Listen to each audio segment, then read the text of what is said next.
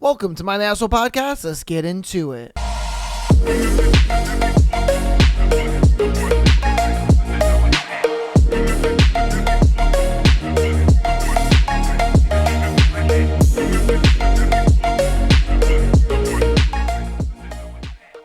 Welcome to my Asshole Podcast. It is a beautiful Sunday episode. Woo, baby. Goodness gracious, you guys have just been getting all the content, haven't you? Man, feels more like you guys' birthday week than my birthday week. Damn. You know, you guys got a Tuesday episode, you got a Thursday episode, you got a Friday episode. Now you're getting a Sunday episode. You little bastards. You're getting all the sauce. You know? Damn. Hey, it is what it is, though. Appreciate all of the support you guys have been showing, though, so far. Thank you for all the birthday wishes on Friday stream. That was super awesome. I appreciated everybody who came out to the Friday stream, wished me a happy birthday. We were hanging out, playing some Elden Ring, Night Rain. That was fun as hell. The stream got a little saucy too, you know what I mean? Hey, it was a great stream. Great stream. Thank you guys so much for all that support. I'm hoping I'll be able to stream today or tonight for you guys. I just have a lot of stuff to do before we go on vacation next week. So, you know, I'm hoping to go to stream, or I'm hoping to be able to stream today and tomorrow. But if not, you guys will just get an episode, and I will go live on Monday. But it'll be a very short stream on Monday because I will be leaving for vacation on Monday. So I'm gonna try to give you guys like a quick little stream. But you know, it is what it is. But again, I just wanted to thank everybody who came out on the on my birthday stream on Friday. That was a lot of fun. It was super awesome. We pretty much like went into the next day, into my actual birthday, and it was really cool. It was a lot of fun. I do have a new link down in the description, as well as in the link tree, that I want to inform you guys of before we get into the episode. It is the Discord link. I have a Discord now that every time I go live or anything like that, it'll like give you a notification. Also, it'd be cool just to have you guys in a Discord. You guys can either all talk to each other or whatever, or we can, you know, you could talk to me, or just, you know, you're just in the Discord to be notified of when I start live streaming. I've kind of realized that on Monday is probably the only day I consistently go live. Obviously on Friday and Sunday I do go live, but it's kind of sporadic when I do and when I don't. So if you want to be notified on when I live stream and when I upload and all that kind of stuff, and like, because sometimes YouTube is not like the greatest, you know, thing in notifying you and stuff like that. So there is Discord. There'll be a Discord link down in the description for you guys, so that way you can get in the Discord, have all of the announcements of when I go live, when I upload stuff, all that good stuff. So definitely get down there. And it'd be cool because, you know, I'll be in the Discord as well. So you guys can always talk to me. I'll try to get back to you as much as, you know, as quickly as I can. But yeah. And I mean, hell, even if you want to get in the Discord and bother me while I'm on vacation, you totally can. You know what I mean? But the Discord is just going to be a place for you guys to go and be notified of content and be ready for the content as it comes out and stuff like that. So, yeah, it'll be in the link tree, as well as it'll be its own link in the description as well. So, yeah, if you have Discord and you want to be notified of when I go live and when I upload stuff, go ahead and use that link, all right? And join the Discord. So, without further ado, though, let's get into today's thread. Today's thread is pretty interesting. Today's thread is what traumatized you as a kid. So let's see what crazy stuff your parents did to fuck you up as an adult. All right. So what traumatized you as a kid? My mom used to hide behind corners in the dark and scare me all the time as a kid. I'm 18 and still terrified of the dark. That's kind of fucked up. That's kind of fucked up. I mean, I get it. It's funny, but after a while, yeah, that could fuck your kid up. You know what I mean? That could fuck your kid up after a while, bro. Like, now your kid is afraid of the dark forever. Like, damn. What traumatized you as a kid? Walk exactly in my footsteps, or you will fail through, or you will fall through the ice and die. My dad. Not a metaphor. We lived on an island and had to cross the ice to get to school. Bro, what? So my man just going to school, it was life or death for him just going to school. That's crazy. His dad was just like, hey, follow me or else you're done. You will die. That's crazy. Wow. Woo, man. That's traumatizing. What traumatized you as a kid? When I was a kid, my dad found my uncle dead in our backyard. He had a heart attack, and when he fell on the ground, he smashed his head on a pointy rock. I heard a scream and went there to see what happened. When I got there, I saw my dad crying and my uncle on the ground, all bloody. Still remember everything when I'm in that spot. I don't know if I'll ever get over it. Dude, I don't think you could ever get over something like that. Bruh. Like, I ain't gonna lie to you, in all my 31 years of being alive, I've never seen a dead body, thank goodness, because if I saw something that gruesome, bro, there's no way I'd be able to get it out of my head. Like, that's insane, man. That is insane, dude. Woo, that's traumatizing. I ain't gonna lie, that is traumatizing. God, wow. All right, on to our next one. What traumatized you as a kid? Convert incest at the hands of an unloving psychopathic mother. She watched me bathe, was physically violent, flashed me a few times because she found it entertaining. That's disgusting. Okay. And said if I ever dated outside my race or turned gay, I would be homeless as a consequence. I don't trust anyone, and I'm a partial shut-in, despise money, and generally just feel a blend of nothing and bitter anger. She's dead now and burning in hell. That's crazy. Woo! That's a little wild. Oh, man. I don't get how, as a parent, you could have such like disdain and hate for your kid because they want to be gay or they don't really see the world the way that you do. Like, I could never understand that. I will literally never understand that. I really don't. That is crazy. Like, dating outside of your race, like as if that's a bad thing. Like, bro, that's been normalized for ever now, if I'm being honest with you. And then the whole turning gay thing, like, bro, what? Like, your kid loves who they love, man. Like, whether you're cool with it or not, it's just your kid's gonna love who they're gonna love, and you should just love your kid just because it's like, hey, that's my kid. As long as they ain't doing some crazy shit, which I don't think he's not. Like, bro, the whole flashing thing, that was a little weird. Like, why would your mom do that or think that would be funny? That's kind of scarring, if I'm being honest with you. Like that. I'm sure that in turn would probably make him gay. Bro. Hey, that's crazy. All right. What traumatized you as a kid? Understanding the threat of PFAS and how to protect your water. Is that like grape drugs?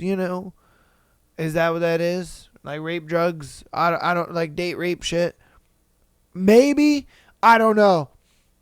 I don't know what PFAS is. If anybody knows what that is, you can let me know down in the comments. But okay. All right. Let's see. Uh, Okay. What traumatized you as a kid? My older sister jumping off our balcony to end her life. My parents' subsequent divorce. My mother's never ending parade of shady men.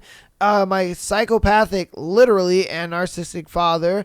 And the female version of himself that he married. Neglect, being so cold or hungry that it hurts. The pain of too small clothes, being told ADHD isn't real and getting yelled at and hit to focus better. That's great. I ain't gonna lie to you, that one, yeah, I've gotten that one before. I won't lie.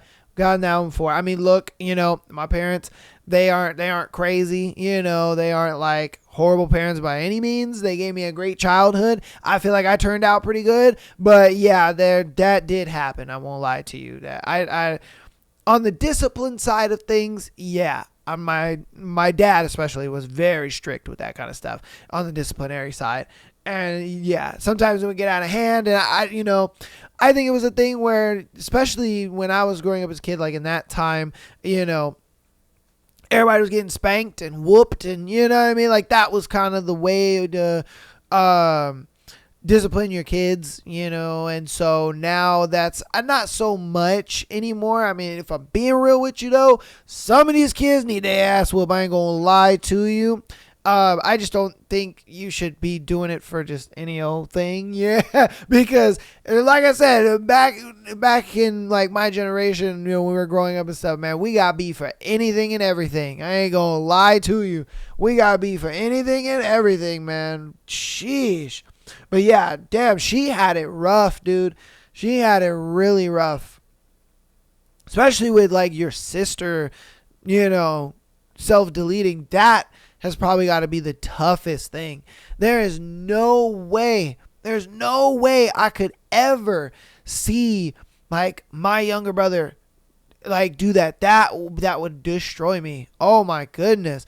It was one of those things where like when me and my brother were kids, like we were tight, we were thick as thieves, you know what I mean? And so the fact that like if I were to see something like that, I honestly would not be the man that I am today if I saw something like that. I will not lie to you. Oh my goodness, that's crazy. All right.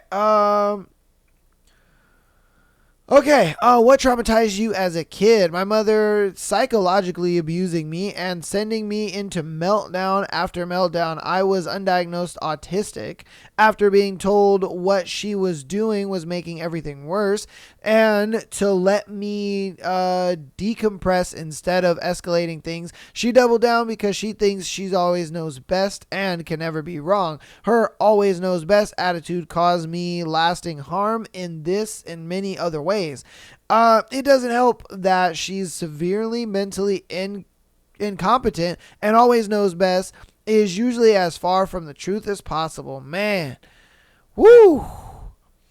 I could understand to a point where you feel like, oh, I've been there, I know how to help you and stuff like that, but sometimes the best way to help a person is to not do anything at all. And it may not seem like you're doing anything, it may not seem like it's helping, but a lot of times it's what they need. And then it's when you do that, they tend to come to you, for help, and yeah. And so when they come to you, it's like, okay, they're ready to receive the information that you're trying to give. Because a lot of times, you talk to them and they're just not really willing to receive it, even if it's right. They're not willing to receive it. But then when it's more of they come to you and they're ready, then they kind of receive it. That's something I kind of had to learn just through my life, because I've always been that type of person where, if a friend is going through something or dealing with something or this and that, I'll try to help them out, but they don't want to hear it because they are so in their emotions and they're so, like to the extreme at this point. And a lot of times I've had to learn to just say nothing, And then when they come to me like, hey, like, I really need some advice, and then I could be like, okay, this, and that. That's something I definitely had to learn. And I think that, I guess that applies with kids too, where you can't really give them the information that they really need right off the bat because they're not trying to hear it. Wait a minute and let them come to you, and then it's like, oh yeah, no, that makes sense. Oh, you're right, because I think the emotions are just way up here, and then you give them some time to cool off when they come down here, and I think now they're a little more willing to hear what you got to say. Yeah, definitely, that is something I've had to learn. What traumatized you as a kid? Growing up as a Jehovah's Witness. Damn. Oh, shit. It depends on each person's experience. I had a pretty good childhood overall, but growing up in a cult and being isolated from everyone else and feeling like I'm an outcast was probably the worst part. Whoa. It's funny how a lot of... I guess you could say younger people or kids that, grow up either as Jehovah's Witnesses or they grow up as Mormons, they truly believe, they're like, this shit is not a religion, bro. It is a cult. Like, this shit sucks. And of course, there's some kids who will adopt it and take it into their adult lives, but majority of the kids that I've known that either grew up as Jehovah's Witnesses or they grew up as Mormons fucking hated it. They were like, this shit is trash. And I can honestly see why, because whenever they would talk about it and explain it and stuff, I'm like, yeah, that's some cult ass behavior. I ain't gonna lie to you. I'm like, that's some cult shit. Because, dude, there ain't no way I could do half the shit that they are, or I guess not do half the shit that they are saying like you can't do. That's insane to me, the like restrictions they put on it and like the lengths that they go. So I can see how that's traumatizing to a kid, because once you get into your adult life and you realize, oh, drinking coffee is not that bad. Oh, sex before marriage is not that bad. Oh, like you start to realize these things and you're just like, what the fuck were my parents on about? Yeah. And then if I'm being honest with you, I feel like it creates like degenerate people, because think about it. They were so suppressed of things in their childhood. Now, they're in their like early 20s and now they're just kind of doing whatever. They're just kind of going crazy because they couldn't do any of that stuff. And so now they're just going bananas and doing crazy shit. And it's like some don't, but I would argue that there are some that do. And it's like, geez. And I get it, because they've been suppressed for so long. They're like, having sex like crazy and going and doing this and that, and because they believed that it was bad and it was sin and it was this and that. And so yeah, man, like it just creates a lot of I don't want to say degeneracy, but it's just like at the same time it's true. You know what I mean? Like at the same time, but again, it's because they were just so suppressed with that shit. Oh man. All right. What traumatized you as a kid? I was going to say the dentist, but other entries so far outweigh mine on the trauma scale. That's funny. They're like, I had a good childhood. I just didn't like going to the dentist. Hey, I ain't gonna lie to you. When I was a kid, I didn't like going to the doctors. The reason I didn't like to go to the doctors is because I couldn't stand needles. Oh my God. Because they always wanted to stick fucking needles, and I'm like, bro, no. Those needles are like this big and shit, and they're like, yeah, oh, this ain't gonna hurt at all. And I'm like, motherfucker, have you seen the size of that needle? Oh, hell nah. That was what it does for me. I ain't gonna lie. I couldn't stand needles. Needles were terrible. Oh my God. Yeah, no, I couldn't do it. All right. We're going to do two more in the win thread. What traumatized you as a kid? Multiple things, but the one thing that kind of threw my childhood down the drain was when I was 13. I was going out with this girl behind the scenes. Her dad was abusing her and even kept her inside for 3 days and went as far as to sexually abuse her. Long story short, on the 24th December 2018, I went over to her house and found her in the bathroom hanging there. Not something a 13-year-old should see. Oh my God. Oh, that is crazy. Oh my goodness. For me, dude, that would be like, I mean, it's crazy because personally, and I think I've told this story on the podcast before. I might have not. I don't know. But I've gone through that. I've gone through it. Reason being is because in middle school, I think it was like 7th or 8th grade, I used to hang out with a buddy of mine, and his brother was in a gang. And so, all of his friends would be at the house, and, we're hanging out, and we think we're cool because we're smoking weed with the older kids and stuff. And they were older. I think his brother, was 17 at the time, but like all his friends were like 18, 19, whatever. And so, we thought we were cool, smoking weed and stuff. But his buddies, his brother's friends, they did like more of the hardcore drugs. Like they were snorting, the Coca-Cola, and they were injecting with needles and all that kind of stuff. Me, I was like, I was like scared to, smoke weed. I ain't gonna lie to you. And so I was like, there's no way I'm doing all that. But there was a day we were hanging out and we were all gonna go to the mall, and they were like, oh, yeah, let's go, blah, blah, blah. And so we're outside and we're still waiting for one of our friends. He went into the bathroom. We thought, oh, homeboy's just probably taking a dump. You know what I mean? And so my friend's brother had told me to go in and be like, yo, go get that dude. And I was like, all right, I'll go get him. So I went into the house. And I went into the bathroom. I knocked on the door. And I'm like, yo, man, let's go. Like, everybody's waiting for you, blah, blah, blah. Nothing. Knocked on the door again. I'm like, yo, man, they waiting. I noticed the door was unlocked. I opened the door, and he's on the toilet, blue in the face, with a needle in his arm, and just dead eyes.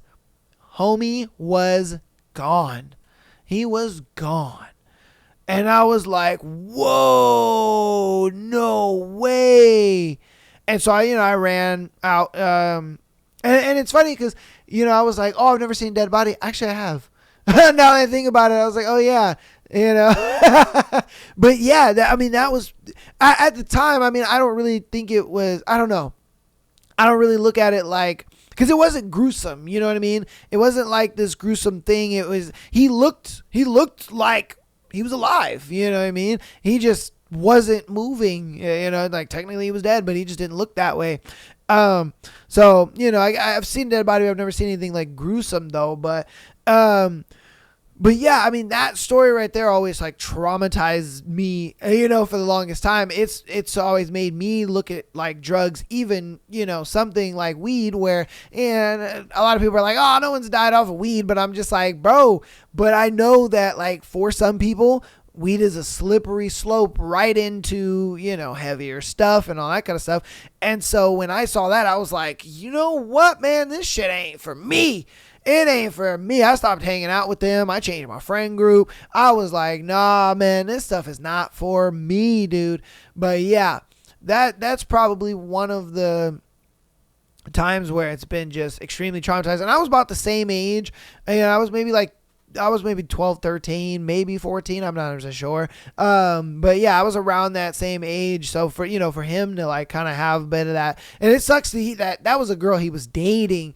And I know that would be even harder just because, you have feelings for that person, you love them and you care about them and all this. And you're just like, fuck, man, only if she would have talked to me, because in that, for me, there was no way I could have changed, this dude's mind or anything like that, or like got him help or anything. But in his situation, I'm sure even I would feel that way. He was like, I could get her help. I could have talked to her. She could have talked to my parents. She could have come live with me for a little bit just to get away from her crazy ass dad, this and that, and we could have got a restraining order, something. You could have helped. You could have done something. And so I think that's what would be the most traumatizing part for me if I were in that situation. But damn, dude, damn tough, bro. Absolutely tough, man. All right, this is going to be our last one for this thread. What traumatized you as a kid? Having to pick up my mom off the ground as she got drunk until she passed out. I was 6 years old and had no idea how to deal with this situation. Went to the neighbors so they can call the emergency. Wow. Oh, dude. I don't understand. Like, if you have a kid, man, your priorities just should be different. There's no way, man. I guess some people, they just really don't care, like, how their kid sees them. They don't really care how what they do affects their kid. Like, they just don't care. And that's insane to me. Man, because I know for me, if I had a kid, which I really, want kids, I feel I'm at an age where I'm excited to have kids, if I'm being honest with you. And so it's a thing where I know when I have kids, I want to not necessarily be like the perfect example, because I don't think you really can. But it's like, I know that my every move is going to be watched. Yeah, because that's how they learn. They learn off of watching your every move. Things that you do, they're going to imitate. And so, and all my friends that have kids have told me that too. They're like, yeah, dude, I have to really watch what I do, really watch what I say, how I say it, who I say it to, because they will imitate me. Like, if I'm saying something to, this is them saying they're like, if I'm saying something to my wife, or if I'm saying something to a friend or whatever, I really have to watch how I say it, because then my kids will talk to that person the way that I'm talking to them. And I'm like, whoa, hold on, you're a kid. You can't be doing that, but I have to watch myself and how I talk, because they will imitate that. And it's like, dude, if you're out here just being a drunk and being crazy, like, your kids would look at that and be like, yo, I mean, of course, there's some kids that look at that and they understand that that's not good and they don't want to do that. But there's some kids where they look at that and they're just like, oh, well, my dad does it, my mom did it, you know what I mean? And they will imitate that. And that's not good, man. Oh, God. But hey, thank you guys for sharing. You know what I mean? That's going to be the end of the thread. Thank you guys for sharing your traumatizing stories.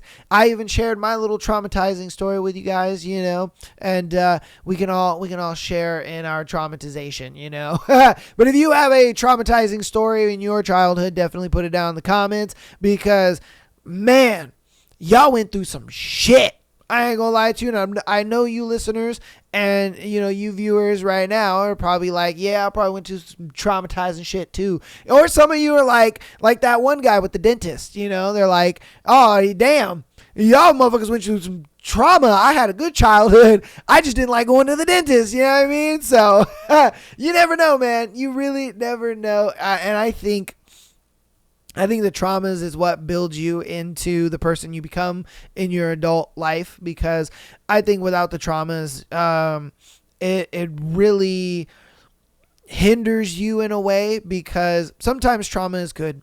Sometimes it allows you to early on not make certain mistakes, not do certain things, and it allows you to really have like a bit of a open eye to things when you get older. Again, I understand how trauma can affect you negatively, but I always try to look at the traumas, especially in my own life, as like warning signs. It's a thing where I went through these traumatic situations because I am going to face these adversities when I'm an adult, and that I will be able to come in it with the knowledge of, I remember, what I saw or what happened, and I ain't going to do that. Like my story, for instance, of the dude who, pretty much OD'd in the bathroom.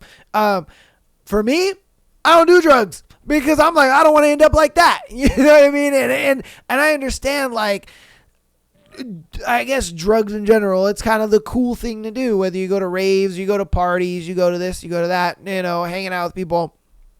That's kind of the cool thing to do. But for me, I look at it like, no, thank you, because I know where that could lead you. And I don't want to deal with that. And so, I try to take it as learning lessons. I know for some people it's hard for them to take it as that and take that route. But for me, I try to take it as a learning lesson. I hope you guys do too. But yeah, that's going to be that thread again. Again, if you have a traumatizing story, put it down in the comments. I would love for you guys to get a part of the thread. Share your trauma with your boy. I shared mine. Hopefully you share yours. All right.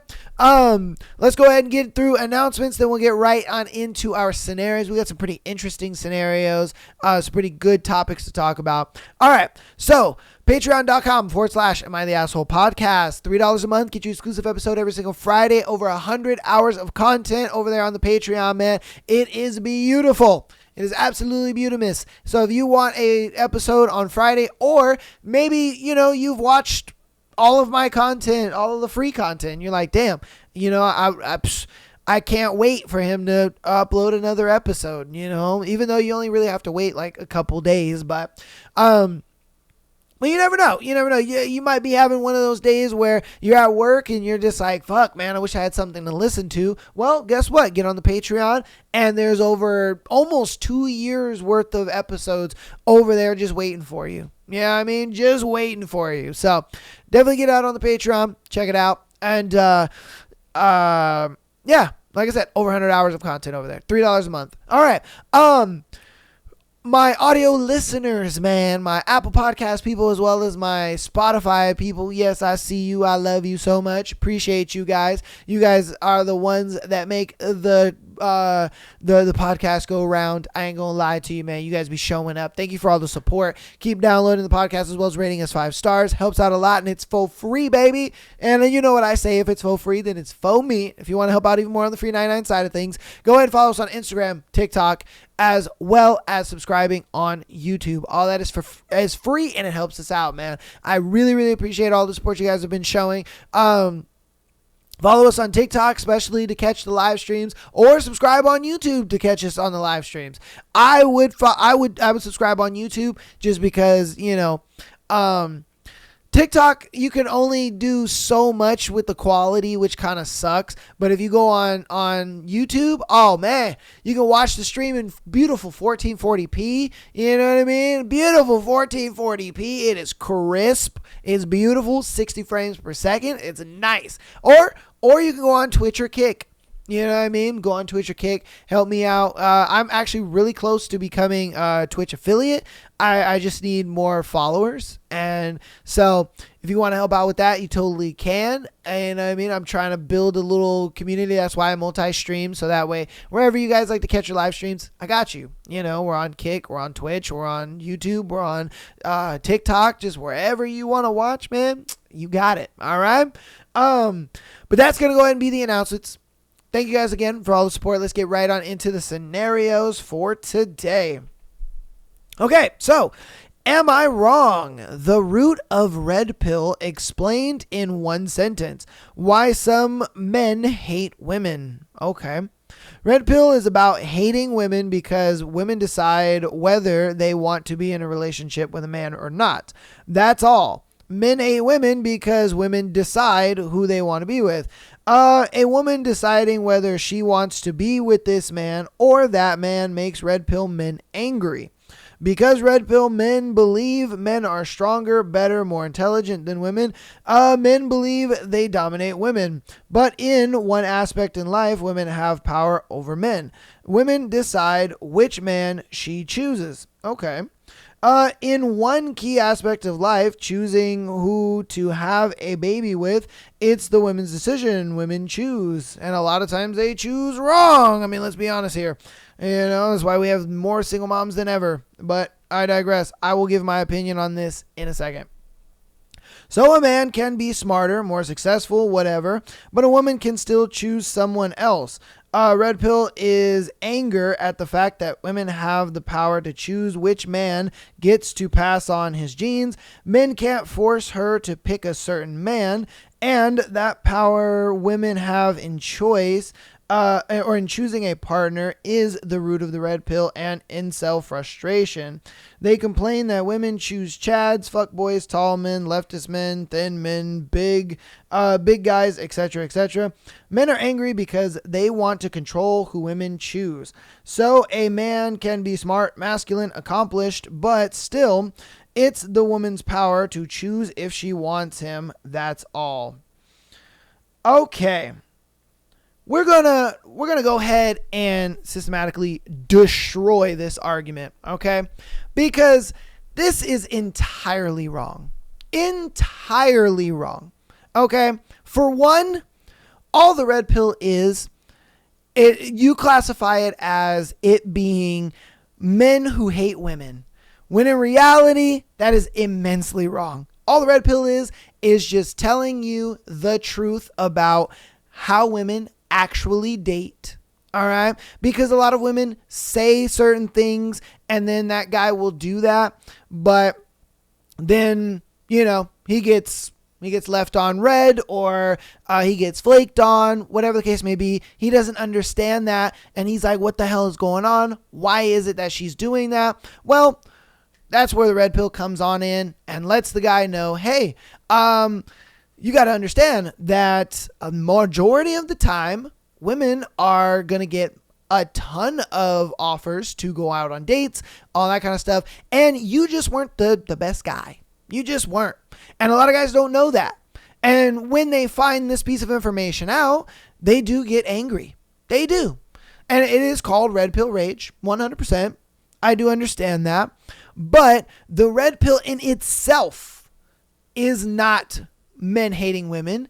It's just men telling other men the truth on how women date. That's all it is. That's all it is. That is the clear and cut definition of what the red pill is and what it is trying to accomplish when it talks to men. Now, the men who get angry and mad and upset and all that kind of stuff, yes, we call them red pill rage. And it's understandable because when they start to find out the truth of it, like, oh, what the fuck is going on? You know what I mean? They kind of have to get out of that. And I do understand why she's like, oh, they're mad because we didn't choose them, this, and that. And it's like, okay, I give you that. They do get mad. Again, we call it red pill rage, 100%. But it is not men hating women. It is just men telling other men the truth on how women actually date and how they choose their partners to date. Because yes, you are right. Women do choose 100%. And a lot of times they choose wrong. That's why we got a lot of single moms, if I'm being honest with you, because they decide to choose the guy that doesn't really want to be a dad, or doesn't care to be a dad, or he was only really just messing with you for sexual access to you. That just happens. That is what a lot of women are attracted to, and they go for that. And that's what happens.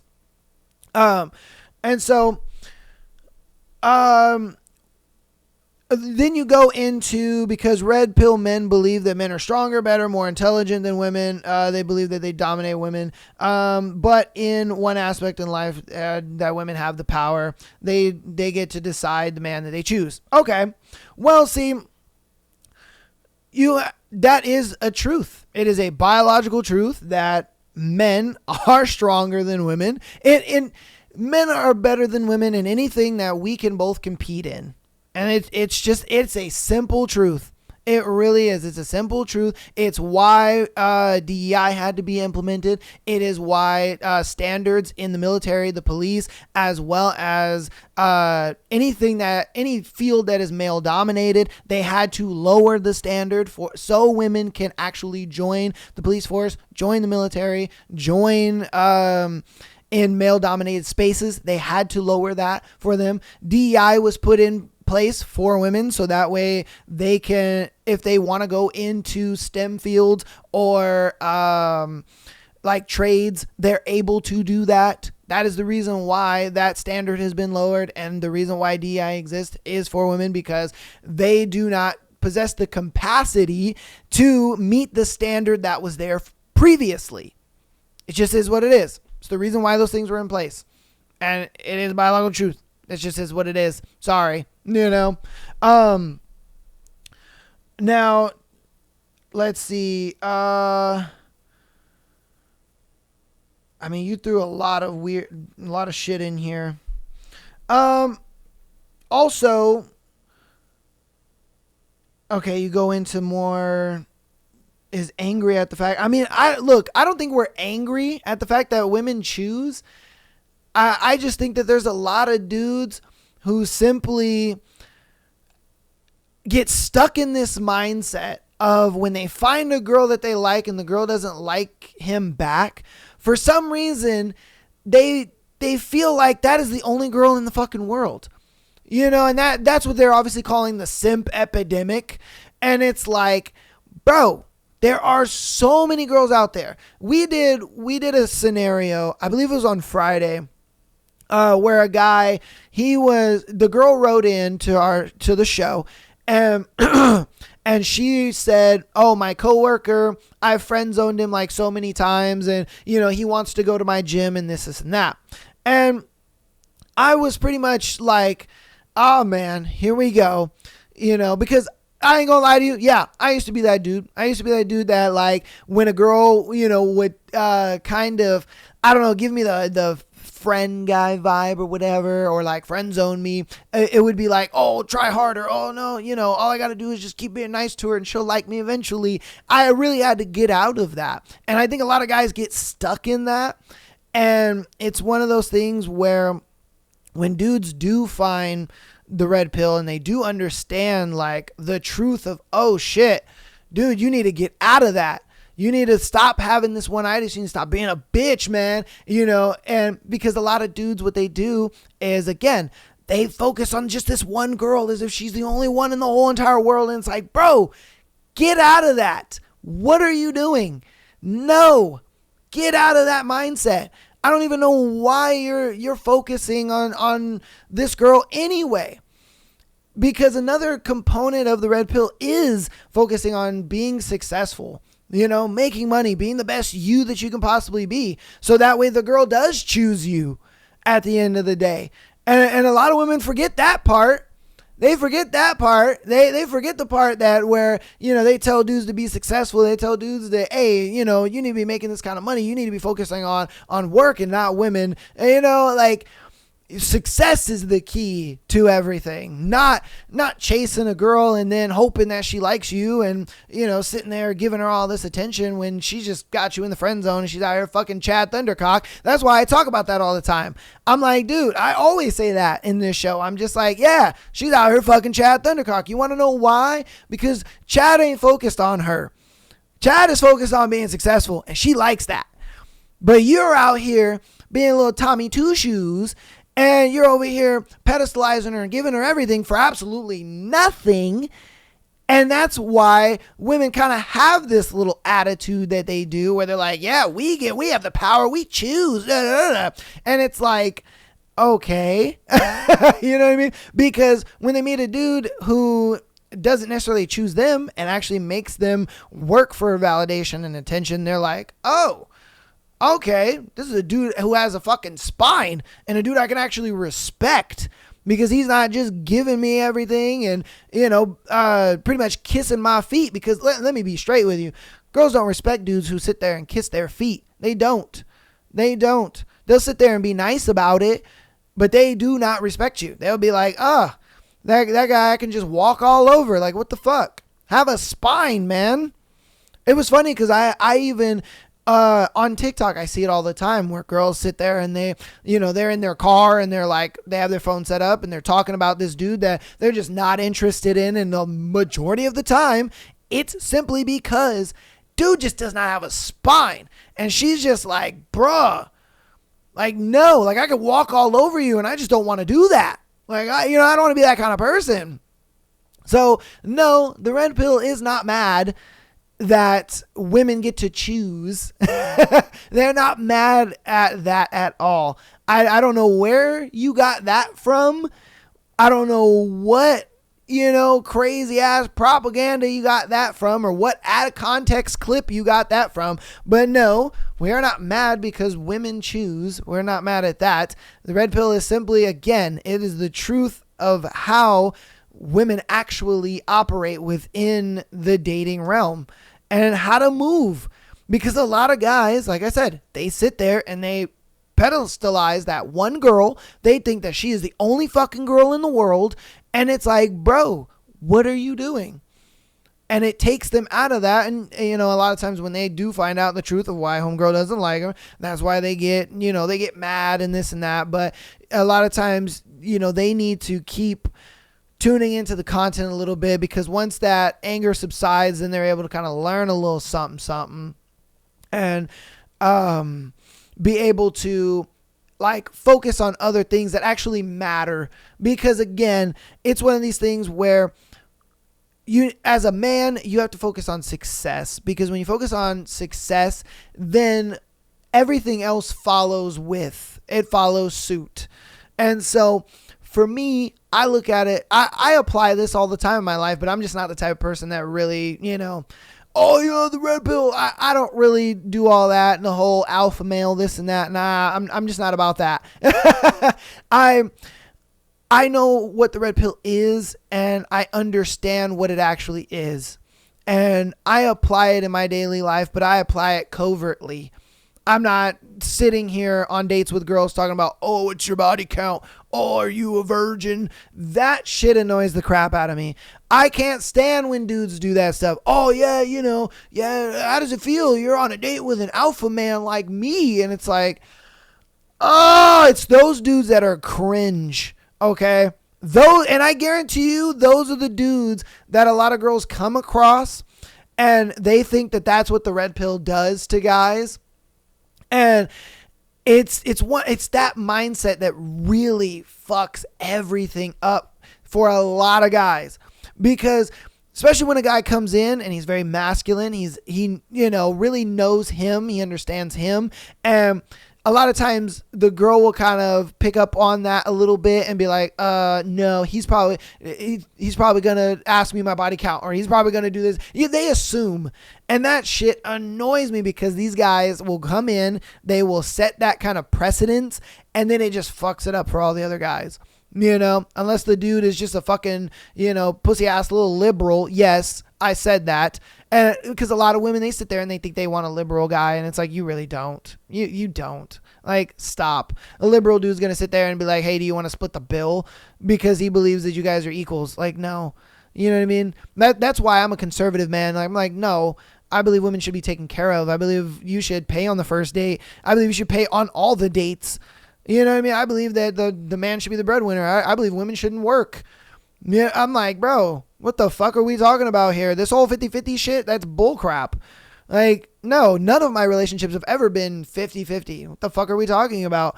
No, I don't believe in any of that crap. That is terrible. No, it's my job as the man to provide and protect. That is my job. And if I'm not doing that, then I have failed as a man, and she should not be in a relationship with me. And a lot of times I be telling that to a lot of my guy friends. I'm like, bro, if you can't fulfill your duties as a man, you should not be in that relationship. And the red pill teaches you that as a man, because I think it's a lost art on what it is to be a man nowadays. A lot of women sit there and they're like, oh my God, why are all these dudes super feminine? They sit there and they're like, what has gone on? Where are all the manly men at? And it's like, because you guys, women, they pretend that they like these liberal soft guys who believe in equality and 50-50, when in reality that sounds good, but it's not what you actually want. And it's funny when a lot of these liberal women do go on a date with a more conservative guy. They're like, whoa, he paid for the date without me asking. He opened my door for me, all this stuff. Liberal men aren't going to be chivalrous. You want to know why? Because they believe you're equals. They're like, no, you can open the door too. All that bullshit. And it's like, no. That is fucking terrible. Again, it's one of those things where it sounds good, but it ain't actually good. So my bottom line to this, this thing is, the red pill is not about hating women. That is stupid and asinine. All right. The red pill is simply just telling men the truth of how women operate in the dating world. Just is what it is. Women date very covertly where men date overtly. It's a thing where as a guy, we will kind of put it out all on the table, as to where women, they will kind of hold it back a little bit. They won't really tell us. They'll just kind of ghost us. They'll stop talking to us. We don't know what we did on the date. We're like, I thought the date went well. What the heck happened? And on your end, the girl is just like, he kind of did this and it was a little weird. He did this and it was kind of red flaggish. And we'll never know. We'll never know. But when a guy finds the red pill and he kind of goes through it and he understands, like, damn, what the fuck? Like, oh, that's the reason why. Or when they realize the harsh truths of the fact that, women simply just get a lot of offers and they're going to choose the best of the best. And you may not be the best.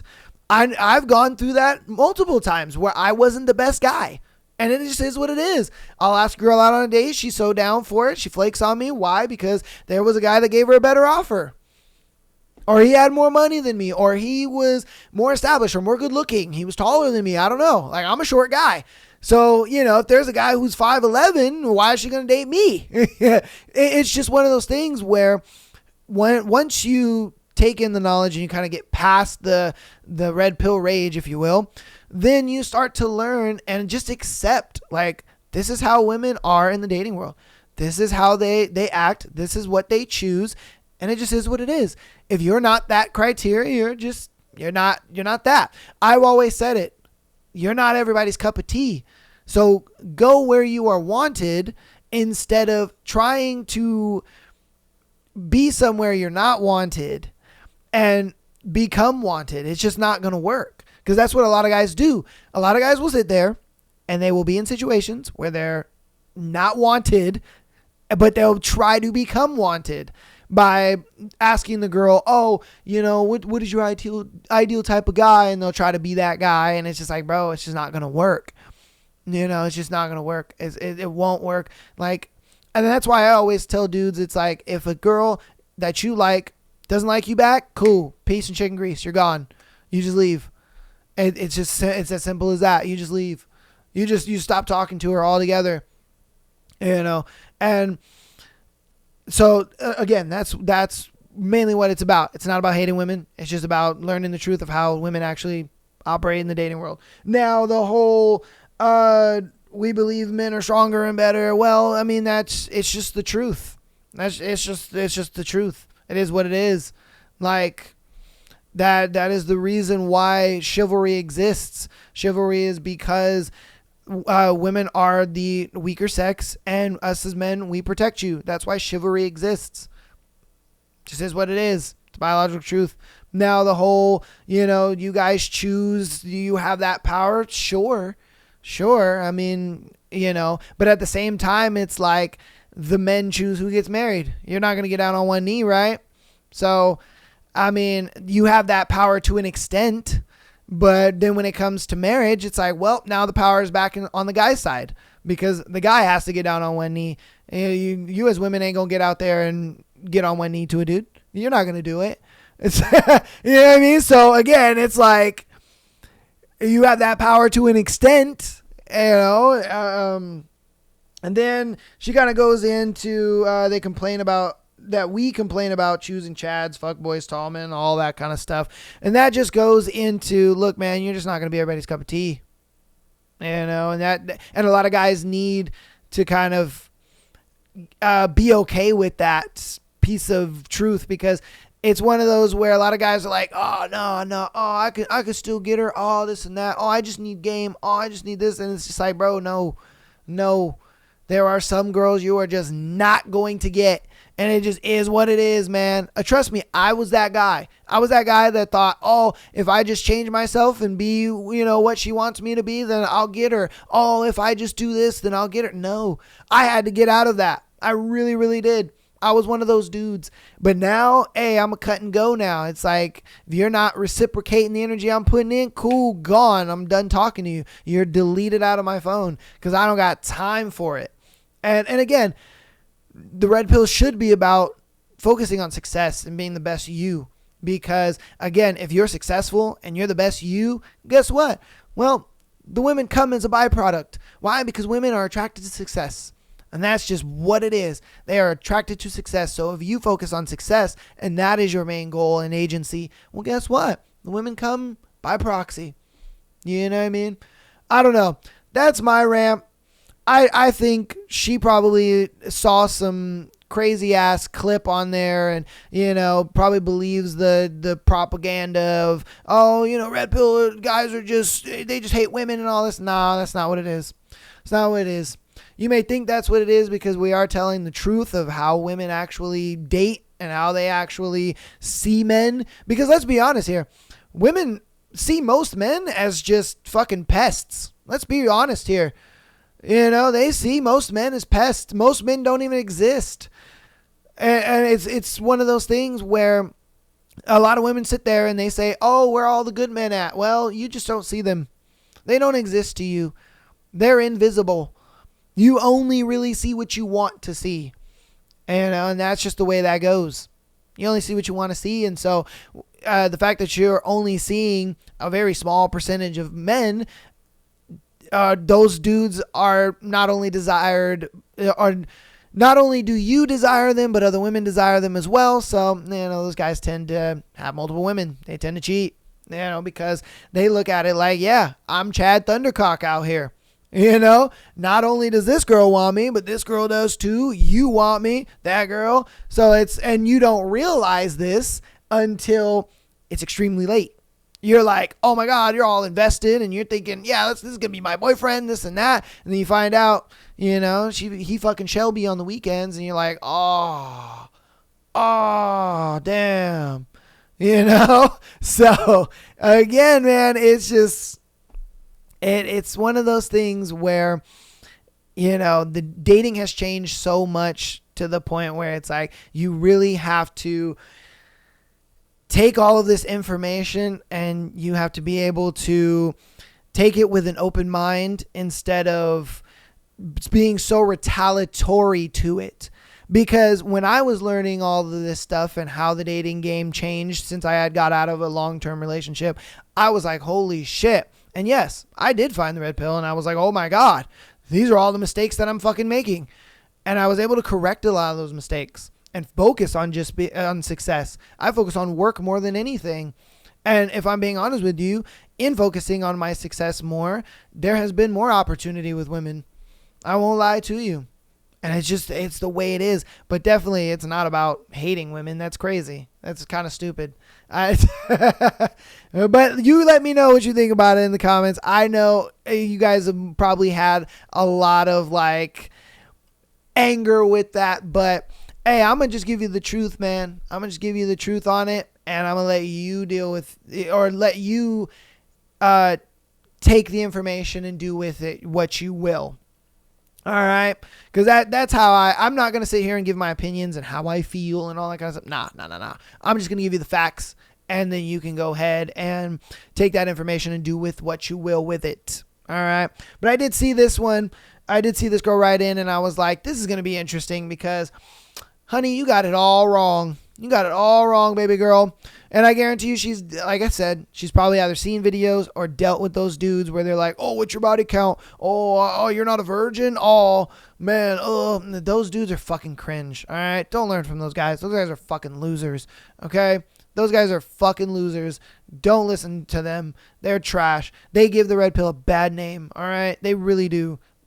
But I digress. You let me know what you think about it in the comments. We'll get on to the next one. All right. Coworkers. New coworker just sped run herself to a termination. Have you seen worse? Okay. Well, let's see how she sped ran to getting fired. I work in a fairly corporate environment in a mid-level job. We had a new hire who came in and for some reason made every single thing a massive drama despite just walking in the door. She would start to cry, claim that people are victimizing her without ever saying what they are doing, blatantly stole my work on a project and changed a few fields of font in a sheet and claimed that she had streamlined it. And she was entitled to 50% credit. That's crazy. She would raise a formal grievance about multiple people in the team for making her feel bad about messing something up when in reality it had to be addressed and corrected. She felt bad about it and therefore she was the victim. I'm heavily against any workplace bullying, but this was far from that. The final straw seemed to have come when she invited herself to an office on the other side of the country and made sexual advances to the senior director who is married. Whoa, damn.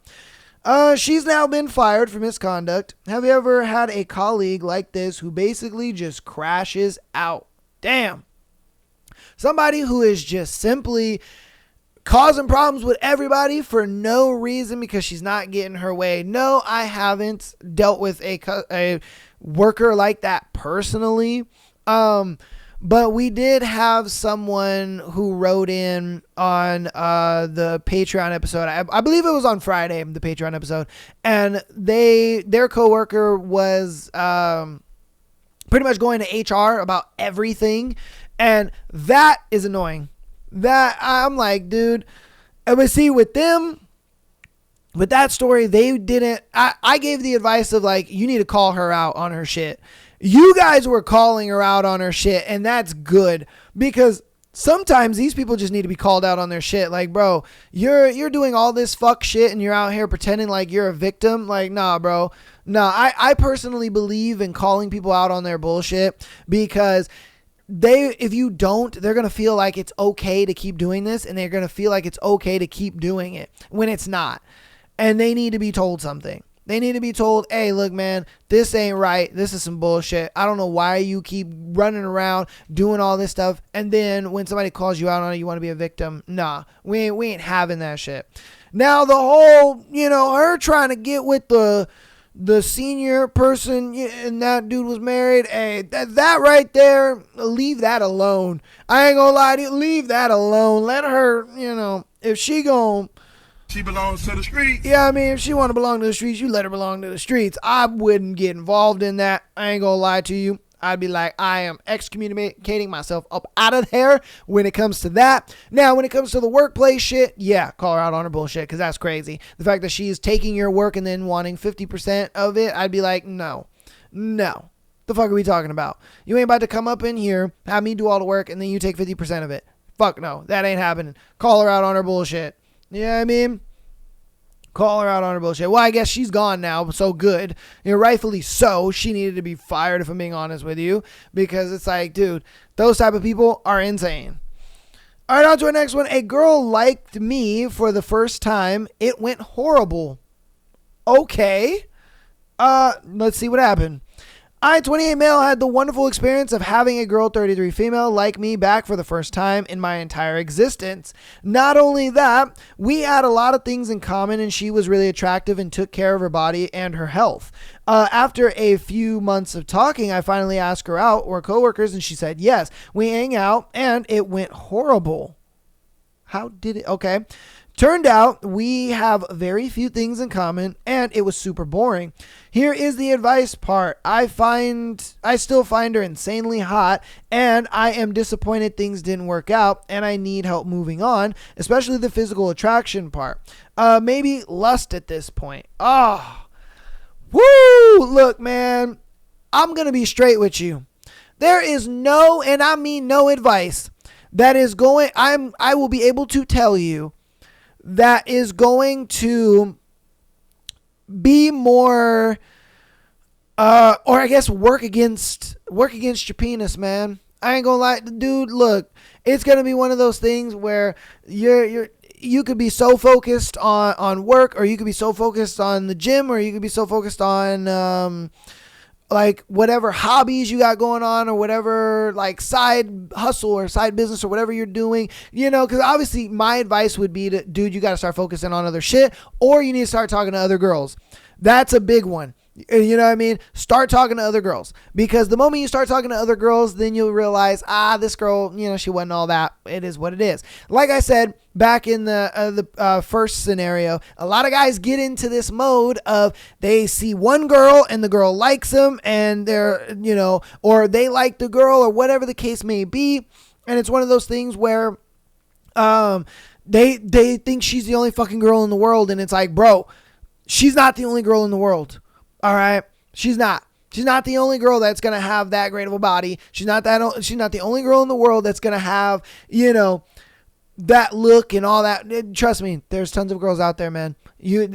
I think the best advice I can give you is to start talking to other girls. You got some one-itis, my guy, and that's what it is. You got some one-itis. You need to cut and move. I understand you guys work together, so you probably see her all the time and stuff like that. But again, it is one of those things where you need to cut and move, because once you start talking to other girls and, having conversations with other women and stuff like that, you're slowly going to start to realize, all right, that girl, she wasn't really all that. I mean, there may be once or twice you'll look at her and you'd be like, oh, damn, kind of looking fine, you know what I mean? But the fact that you're already talking to other women will kind of snap you out of that a little bit. And I think that's the biggest thing that you need to do, is probably talk to some other girls. And because, again, I guarantee you, she's the type of girl where she's like really attractive to the point where she doesn't really need to have a personality. She doesn't really need to have interesting things about her. She doesn't need to have hobbies, because she's just hot. You know what I mean? So she doesn't need to be interesting. She doesn't need to be smart. She doesn't need to be have hobbies or, have anything that's like interesting about her, because guys will just come up to her simply because she's attractive. Trust me, I've talked to multiple of those kind of girls, and I've been in that situation where I'm like, damn, I at least wanted to fuck. Let's be honest, we're men here. We're having a man-to-man conversation here. You're like, oh, damn, I at least wanted to fuck. But I started to talk to other women, started to meet other women and stuff like that. Then I realized, you know what?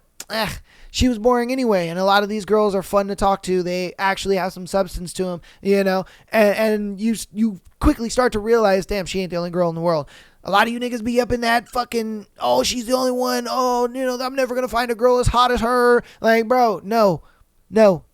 Like, and if I'm being honest with you, man, a good cheat code is going to the gym, bro. There's so many beautiful women at the gym. I ain't gonna lie to you. And a lot of them are kind of willing to talk to you. There's some that aren't. Obviously you're gonna have to, fail a lot of times, because that's just the way it is. Some girls want to talk to you. Some girls aren't gonna want to talk to you. But hey, you just be social, man. Just be social and come at it from, hey, I just want to have a casual conversation with you, whatever the case may be. Oh, hope to see you at the gym again. You know what I mean? You don't really ever have to have conversations with these other women and hoping that it will turn into something. Have conversations with these women just to have conversation with them, because once you have conversations with more and more women, you'll start to realize like, oh, there's more out there than just this girl. You know what I mean? Yeah, that one-itis will be gone real quick. And the best way to start off, like I said, is to just have conversations with girls without the expectation of getting their number or going out with them or whatever the case may be. Just have conversations, because once you start to have those conversations and stuff like that, you never know. You might see that girl again and be like, hey, what's up? How have you been? Da, da, da. And, you may be able to get a number then, or you may be able to turn it into something then. But off that initial just having a conversation, because that's what I've done. That's where a lot of my dates and a lot of my, girls that I've talked to and things like that, or have had romantic entanglements with, that's how it's always started, where I would just be casually, having a conversation with them, just talking to them. And I don't ask them for their number. I don't ask them for Instagram, none of that stuff. I happen to see them again, and I'm like, oh, hey, it's you again, da, da, da, da. And then I'll ask for the number or the Instagram, and she feels a little more comfortable, because in the first interaction, I wasn't being thirsty about it. Because trust me, and that's why I say go with that, because a lot of girls, once you're starting to ask for the number and the Instagram and all that kind of stuff, then they just kind of like, you thirsty just like the rest of them, nigga. You know what I mean? But when you don't ask for it, they're like, huh, okay, I for sure thought he was going to ask me for my Instagram or my number. And then when you happen to see them again, because it's the gym or they work there or whatever, say you go to some juice spot, I don't know, she works there, you have a conversation with her, blah, blah, blah, and then you happen to see her again and she's working, then you can ask her for a number, then you can ask her for that. And she's going to be, like, oh, okay. Because there's a lot of times, like I said, when I've done that, they will say, oh, why didn't you ask me for my number or for my Instagram the first time? And I was like, well, I mean, I was just having a casual conversation with you. What's wrong with that? I can't get to know you without getting your number and your Instagram. I happened to see you again. So I thought, you know what? Yeah, might as well get her number and Instagram, hang out sometime. And it completely throws girls off because you don't look thirsty. You know what I mean? It's very casual. It flows. It's very nice. And it's nice because it's one of those things where, you're not putting any pressure on her. You're not adding this expectation on her and all that kind of stuff. You know what I mean? It's one of those where it was happenstance. You're not the type of guy where, because a lot of girls, they deal with this weird phenomenon of like guys, the moment they see a girl, they're just like so into her, and it's like, whoa, the girl's like, you don't even know me. Why are you acting so interested in me? And it freaks them the fuck out. And so when you're out here asking for the number and the Instagram, they're like, oh no, like my phone's dead. You know what I mean? That's when the lies come out, and they're trying to just get you to go away. They're trying to do it nice though. But yeah, man, the best thing you could do to cut your lust from this girl is talk to other girls. Best thing you can do, man. Best advice I can give you. You know what I mean? I feel like I rambled on with that one too long. I apologize. On to the next one. My coworker is terrible at his job and watch his porn at work. That's insane. That is crazy. My man watches porn at work. Okay. I have a coworker who has worked at the site for almost 5 years and can't do anything on his own without either messing it up or just not doing anything and pretending to be busy or sleeping for 11 hours of his shift. This is not that uncommon, I know, but the cherry on top is he's been caught by a fellow employee watching porn on his phone.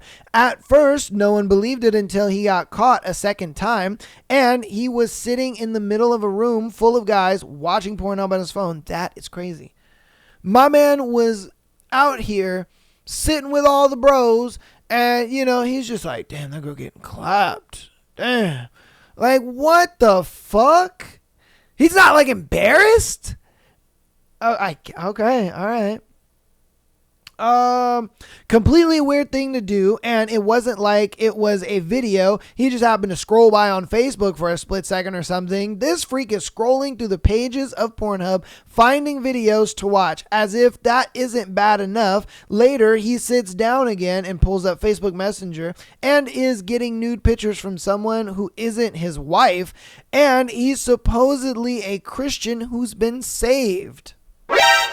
That's crazy. Wow. Supposedly a Christian who's been saved. Stop the cap. Yeah, I don't know about that. I know people are probably thinking, well, why are you looking at what's on his phone? But I can tell you he's sitting in a location and holding his phone up so you can't miss it. It's almost like he wants people to see him doing it. That's crazy. I'm surprised he hasn't been fired yet. You know what I mean? I'm surprised he hasn't been fired yet, or nobody has like reported him or been like, yo man, yeah, like talk to him, be like, yo man, what are you doing? Like, why are you doing this? And I get it if you want to like go to your car and do that, or you want to step away from everybody else, or you want to be in the bathroom and do this shit. But why are you out here just watching fuck tapes, in the middle of everybody? Like, bro, this is some weird shit. Like, this is one of those things where if I'm being straight, you have to call that nigga out. You have to call that motherfucker out. You gotta be like, yo, bro, what are you doing, man? The fuck are you doing? Why are you watching porn right here? Why are you doing that? You need to either go somewhere and watch that shit or turn that shit off. Like, that's crazy. You know what I mean? My man's got a hard ass dick in front of all these dudes. That's crazy. Like, what are you doing? You know what I mean? Like, what the fuck are you doing, man? That's insane to me. Some people got some insane ass coworkers, bro. Insane coworkers. But that's going to go ahead and be today's episode. I know today's episode was probably a little more triggering than other episodes. Hopefully it wasn't too bad. Again, I'm the type of person that I don't really like to put my opinions in things. I like to give people the honest truth and let them do what they are going to do with said honest truth.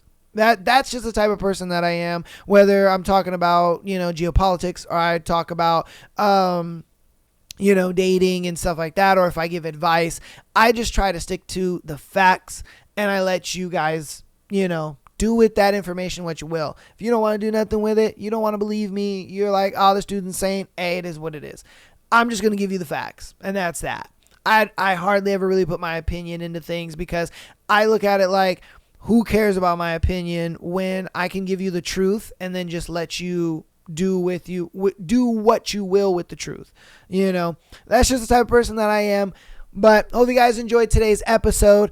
Again, get down there, be a part of the Discord, and that way it'll notify you when I go live. That way you guys can catch live streams. Hopefully I'll be going live today. I don't know if I will. I'm gonna try to. If I do, it'll probably be really late. I got a lot of stuff to do. It is Father's Day. Totally forgot about that. Happy Father's Day to all the fathers that are out there.